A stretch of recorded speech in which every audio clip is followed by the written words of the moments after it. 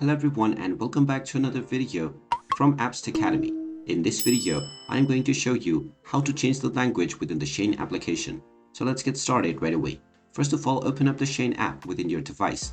And if you haven't logged into your account already, you can tap on the account icon at the bottom section and then use the sign in button to log in using your credentials.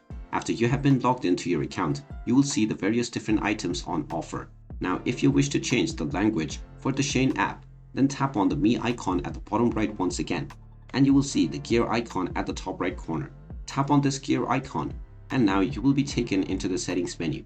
Now, if you wish to change your language, simply tap on the language menu within the settings page, and you will be asked to choose from the various available language. You can tap on your desired language from the language list, or you can also tap on the Follow the Phone's System option. Once you tap on this will use whatever language your phone system is based on, which means your language setting will be set up automatically. And there you have it. That is how you can change your language within the Shein application. If you find this video helpful, make sure you hit that like button and subscribe to our channel if you haven't done so already.